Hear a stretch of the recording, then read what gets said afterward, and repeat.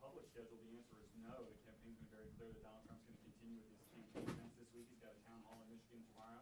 He's an event tonight at Mar-a-Lago that has nothing to do with the campaign. He's launching a new crypto program just for his own personal brand. All of that is the show must go on. But what changes might be being made to the security posture around some of these events, or how things like the rest of the former president's schedule, like a golf outing, which is typically treated as what we call an OTR movement, a lot less of the physical security preparations, the security screenings, a smaller package of Secret Service and other officials traveling around him. If those changes are being made, we don't know about them yet, and we may not ever be told about them. The Secret Service may simply decide to make those changes unilaterally and quietly.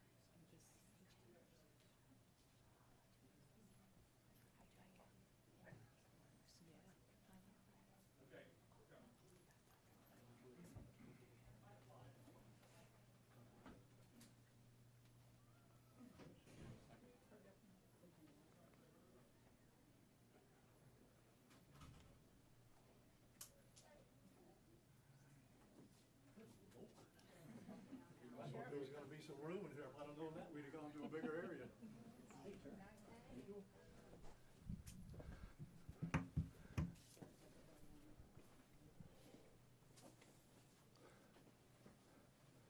Okay, just a couple little housekeeping things here, in case you haven't been with me at a press conference. We, meaning the gentlemen that are up here, which is the U.S. Attorney, FBI, Secret Service, we're going to give you everything that we have. We're going to give you the latest updates. They're going to tell you what's going on with the investigation, everything. And then we're going to do a limited amount of questions. So make them good, all right? Don't get into what if and all this. Get legitimate questions. We got it? Yes, sir. Okay, everybody ready? Yes, sir. Okay. We're here today to give an update on the investigation in regards to the incident at Trump International. With me is the U.S. Attorney, the FBI, and the Secret Service. Just to give you a little information, as you well know, the road down there on Summit is still blocked off. It will be blocked off probably for the remainder of today and probably a good portion of tomorrow until some of the investigative things need to be done and finished. But we're accommodating people in and out, getting them to the library, getting them to the post office, so the public is not going to be that far inconvenienced. The security level at Mar-a-Lago is the highest it can possibly be now. The road closures are back in place and will remain there. The checkpoints are in place. And my commitment to the Secret Service is to give them every possible resource from PBSO. Once they determine the level of security that they need, they will get all the resources possible. So having said that, I'll let you talk to the U.S. Attorney. Thank you, Sheriff.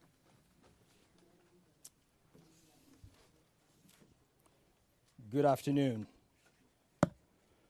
Thank you for joining us today. My name is Mark Lapointe. I am the United States Attorney for the Southern District of Florida.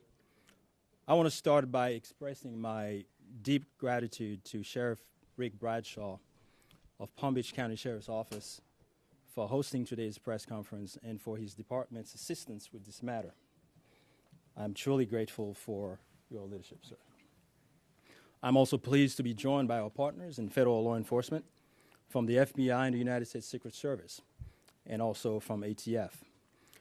Joining us today for comments and announcements are Special Agent in Charge Jeffrey B. Veltri of the FBI Miami Field Office, and Acting Director of the U.S. Secret Service, Ron Rowe.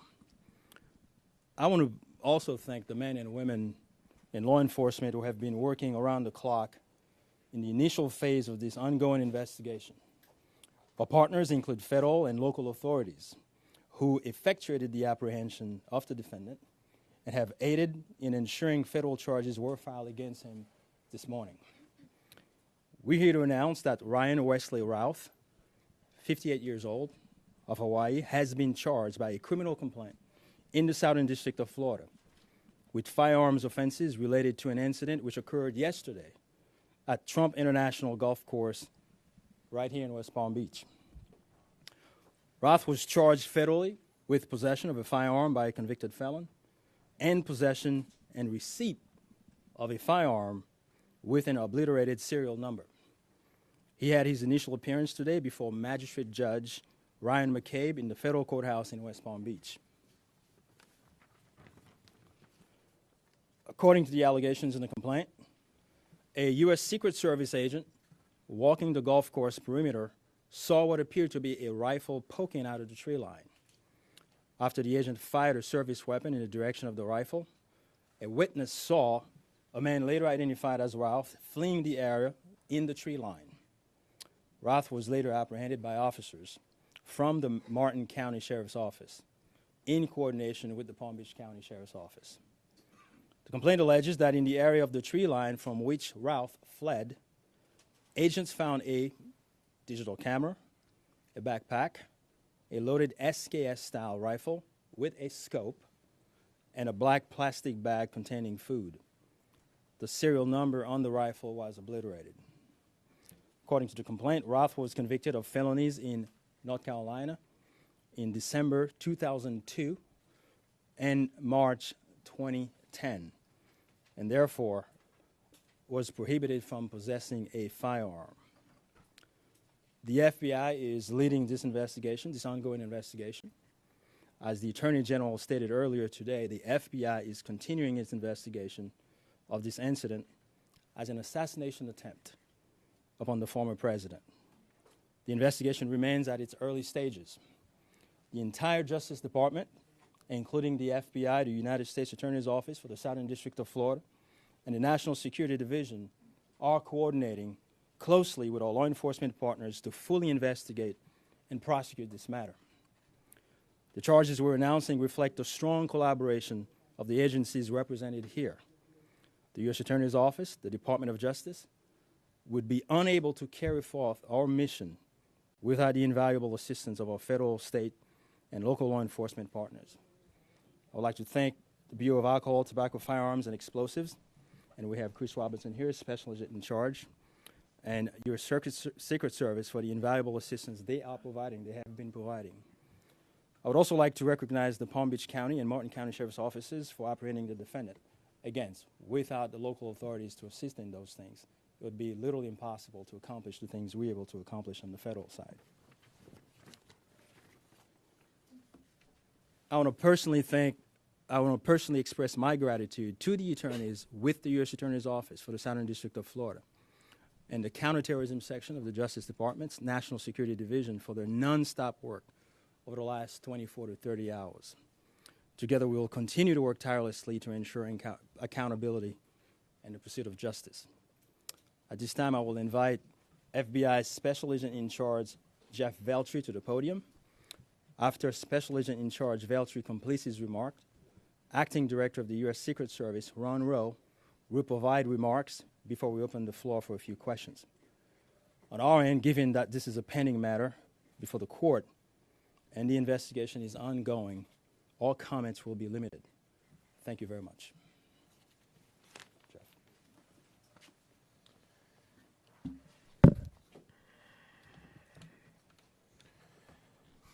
Good afternoon. For a quick introduction, my name is Jeffrey Veltri, FBI Special Agent in charge for the Miami Field Office. The FBI immediately responded to the scene here in West Palm Beach, Florida, and we are investigating this matter as an apparent assassination attempt of former President Trump. We view this as extremely serious and are determined to provide answers as to what led up to the events which took place. I want to emphasize we're just a little over 24 hours into this investigation, so we're going to provide as much as we can publicly while our investigation is still ongoing. We must also stress that the United States Attorney's Office is pursuing charges, and that limits some of the details that we can discuss publicly.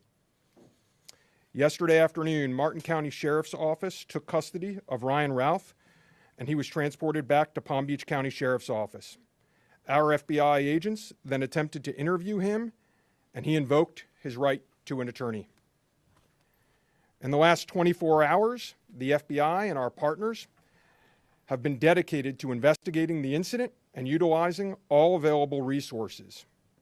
These efforts have included our investigative team and the United States Attorney's Office for the Southern District of Florida, in conjunction with DOJ's National Security Division, are actively working hand in hand to pursue and subsequently execute search warrants.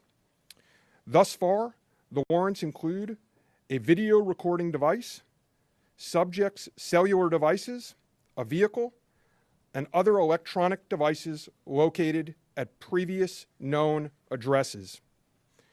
We are coordinating with the United States Secret Service to complete numerous interviews of agents on scene. We have also interviewed 7 civilian witnesses at the scene, and that is just the beginning.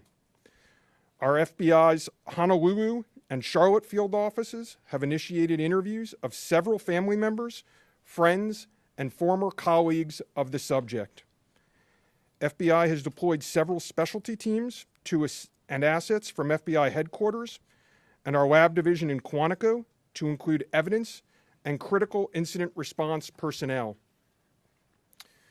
The evidence response team is collecting and processing multiple evidentiary items. These range from the rifle, which is an SKS model with a scope and obliterated serial numbers, to 2 bags, the subject's electronics, and what appears to be ceramic tiles. DNA has also been collected from those items, which are being sent to Quantico for testing. We will also process the subject's vehicle for evidence. The Cellular Analysis Survey Team, what we refer to as CAST, conducted thorough analysis of the subject's cellular device locations. The CAST analysis aligns with witnesses' account of the subject's presence at the scene both before and around the time of the incident on September 15th. More specifically, we're continuing to conduct analysis and will be compiling the subject's movements in the days and months leading up to September 15th. Cellular data shows that the subject was in the vicinity of the golf course roughly 12 hours before the engagement with the United States Secret Service. Our investigative teams conducted a neighborhood canvass in an effort to collect and obtain relevant video footage. The subject had an active online presence, and we are going through what he posted and any searches he conducted online. In addition, we're going through media reports and public statements he made that he wanted to recruit Afghan soldiers and others to fight for Ukraine. The FBI has sent multiple requests to companies for returns on the subject's phone and social media accounts. We received several returns and are waiting on additional responses from other companies as well. Our investigative team is completing analysis of the returns and actioning leads as needed, and we anticipate continuing until the FBI knows the full totality of the subject's social media presence. By way of his background, in 2002, as the United States Attorney mentioned, the subject was charged and convicted in North Carolina for possession of a weapon of mass destruction. Law enforcement checks also revealed that from 1997 to 2010, the subject had numerous felony charges for stolen goods. I can also share with you that he was the subject of a previously closed 2019 tip to the FBI where it was alleged he was a felon in possession of a firearm. In following up on the tip, the alleged complainant was interviewed and did not verify, I repeat, did not verify providing the initial information. The FBI passed that information to local law enforcement in Honolulu. On behalf of the FBI, I would like to thank the Palm Beach County Sheriff's Office and Martin County Sheriff's Office for their incredible work in actioning the witnesses' information and rapidly apprehending the subject. I would also like to thank the United States Secret Service, the United States Attorney's Office for the Southern District of Florida, the Department of Justice's National Security Division, the Bureau of Alcohol, Tobacco, Firearms, and Explosives, and our FBI field offices in both Honolulu and Charlotte, who have been conducting additional law enforcement activity related to the subject. Your continued partnerships have been invaluable. Oftentimes in law enforcement, we tell citizens to be vigilant and aware of their surroundings. Yesterday, a citizen provided remarkable assistance, which led to the arrest of this subject. We appreciate the public's diligence in passing potential tips and information regarding the subject and this incident to the FBI. If you have any information, please call 1-800-CALL-FBI or go online to tips, that's tips.fbi.gov. With that, let me turn it over to the United States Secret Service Acting Director, Ron Rowe.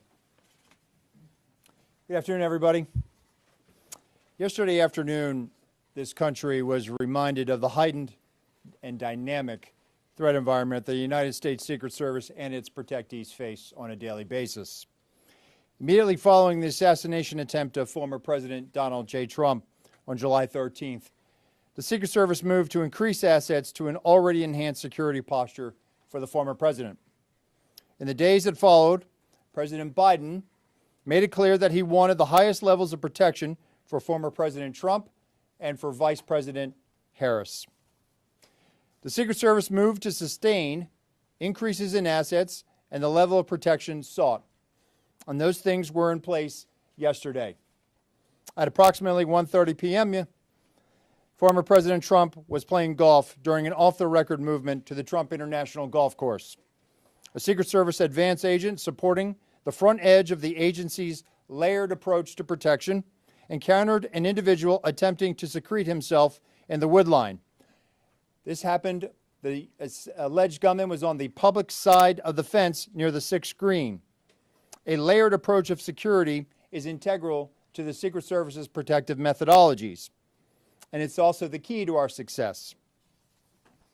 As former President Trump was moving through the 5th fairway across the course and out of sight of the 6th green, the agent, who was visually sweeping the area of the 6th green, saw the subject armed with what he perceived to be a rifle and immediately discharged his firearm. The subject, who did not have line of sight to the former president, fled the scene. He did not fire or get off any shots at our agent. With reports of gunfire, the former president's close protection detail immediately evacuated the president to a safe location. The protective methodologies of the Secret Service were effective yesterday. The former president's protective apparatus allowed for the early identification of the threat and led to a safe evacuation. The increased assets directed by President Biden were in place yesterday. These included the counter-sniper team elements, counter-surveillance agents on the exterior, counter-assault teams partnered with local tactical assets from the Palm Beach County Sheriff's Office, and counter-unmanned aerial system elements. All of these entities were present yesterday. And while all of these assets were in place, as I've said publicly, we must satisfy the basic requirements of the Secret Service's protective methodologies. In partnership with local law enforcement, we did just that. And the agents' hypervigilance and the detailed swift action was textbook. And I commend them and our partners for an exemplary response in keeping former President Trump safe. And I will tell you, having served in local law enforcement in Palm Beach County, I can state that I am tremendously impressed and appreciative for all of the efforts of the Palm Beach County Sheriff's Office and Sheriff Schneider with the Martin County Sheriff's Office. But what was critical to this was the quick reaction, the response, the hypervigilance of the men and women of the United States Secret Service, who since July 13th have been rising to meet an unprecedented and hyper-dynamic threat environment. And they are rising to this moment, and I could not be more proud of them and the way they have executed, not only yesterday, but what they're doing today and what they are doing tomorrow and what they will always do because it is their duty. Thank you. Okay. All right. Well, go slow here, folks. All right. Don't everybody do it at once. Ask who you want to answer the question, and then give the question. I have a question for you, Director. Is there any evidence to suggest that the suspect knew that Donald Trump would be on the golf course at that time? And was the golf course searched thoroughly before the former president's arrival? So at this time, it was an off-the-record movement, meaning it was not on the former president's official schedule. And what I go back to is the layered approach. The elements and the methodologies of the Secret Service. There was a front element. It did its job in sweeping ahead of the president. That's what identified this individual who was in that wood line. And the swift action of that agent doing his job, pushing out ahead, sweeping while the president was behind him several hundred yards and several holes away, out of sight from the gunman, did his job. And that was what alerted the detail, and the swift action is what triggered that. First question, was there any evidence to suggest that the suspect knew that Donald Trump was going to be on that golf course at that time? Based on what I know now, and it's an active investigation, I don't have any information on that. Director, was this? Well, Terry Parker. How many times did your agents go around the perimeter and scope out the golf course during the 12 hours that this guy was holed up in the shrubbery?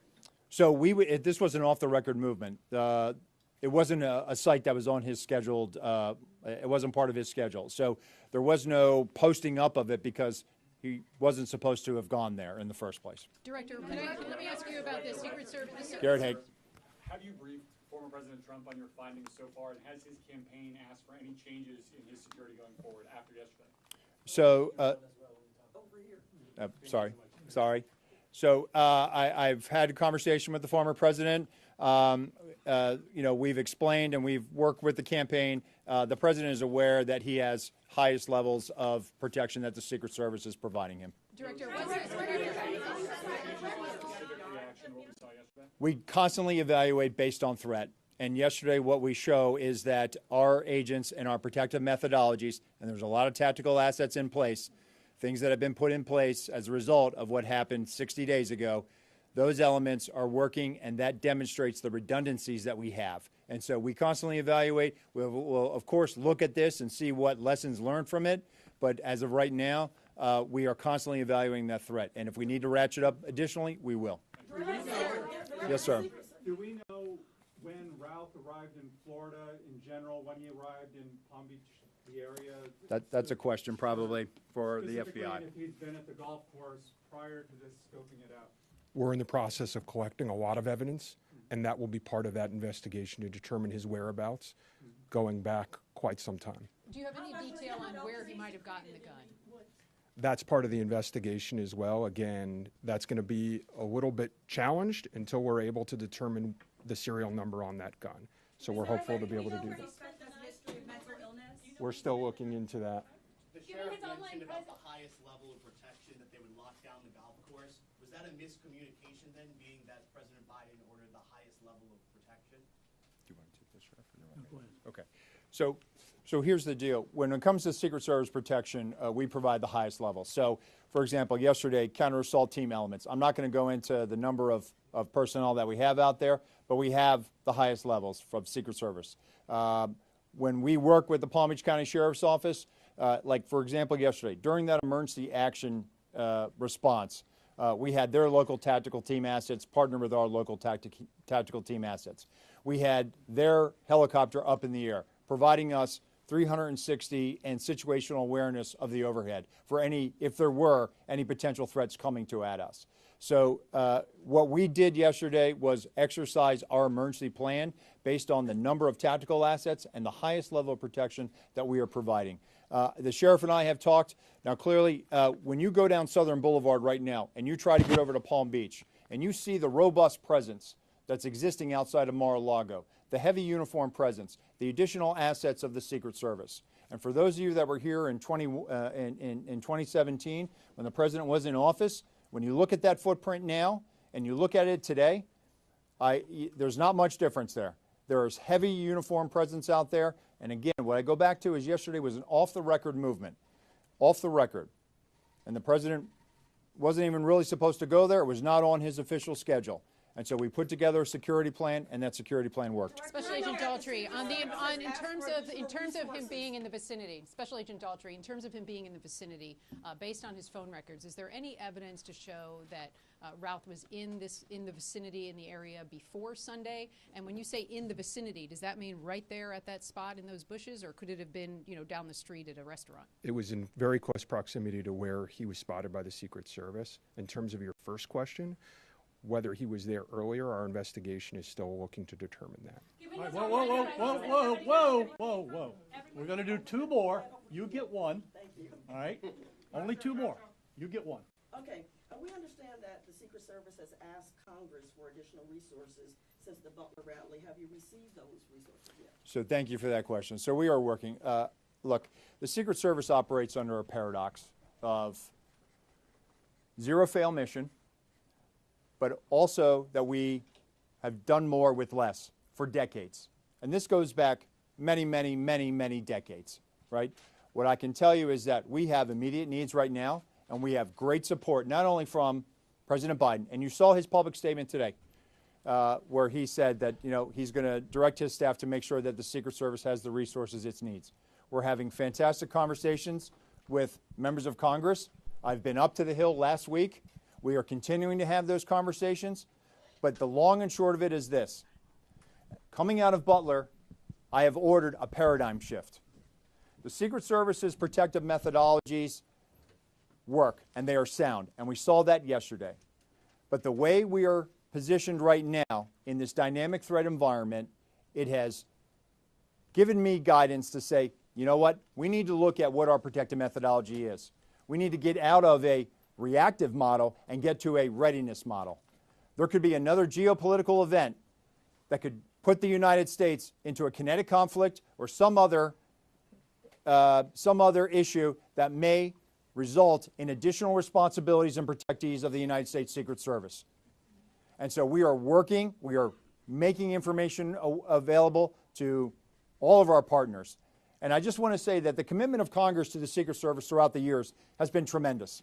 And we will continue to work with them and Secretary Mayorkas, whose support in making sure that we're getting what we need has been phenomenal. He is one of our biggest champions and our advocate. And so we're having these conversations, and I feel confident that we will get what we need. We have immediate needs. We have future needs, too. I need to make sure that our counter snipers are the best trained counter snipers in the world, that they are exactly doing what we need them to do, and that they match counterparts in the military, in Tier 1 forces. And right now, we are working with Congress to make sure that we get those for our training facility. We also have a necessary need to make sure that we're getting the personnel that we have. And that requires us to be able to have the funding to be able to hire more people. You can't just give me money and say, hey, we're going to make sure that everybody gets overtime. Because the men and women of the Secret Service right now, we are redlining them. And they are rising to this moment, and they are meeting the challenges right now. And if you look back at their body of work over the last 60 days, the Republican National Convention in Milwaukee, the Republican National Convention in Chicago, a visit of Prime Minister Netanyahu to Washington, D.C., and to West Palm Beach, which Palm Beach County Sheriff's Office supported. And then we go into the presidential debate in Philadelphia last week. And for those in the media that have been to a national special security event, if you saw the National Constitution Center last week, what you saw was pretty much a mini national special security event with the number of assets that were on that perimeter. And so our folks are rising to this moment, but it requires all of us to be able to have good conversations and make sure that we're getting the Secret Service where it needs to be. And I'm confident that we will achieve that because we don't have an alternative. Success, we have to have it every day. We cannot have failures. And in order to do that, we're going to have some hard conversations with Congress, and we're going to achieve that. Last question, one more. The special agent in charge of the FBI, Yes, sir. did he act alone? Did he have some kind of help? At this point, we're still exploring that, investigating that. Our investigation will determine that. We do not have information that he's been acting with anyone else at present. Do we know how long he's been in Florida when he arrived? Oh, you snuck one in there.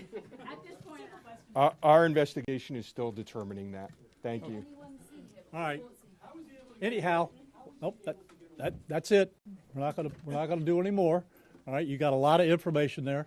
The last thing I will tell you is, like the director of the Secret Service says, you know, the president called me last night, President Trump. He thanked me for everything that we did along with the Secret Service. He knows we work great together, and he feels safe.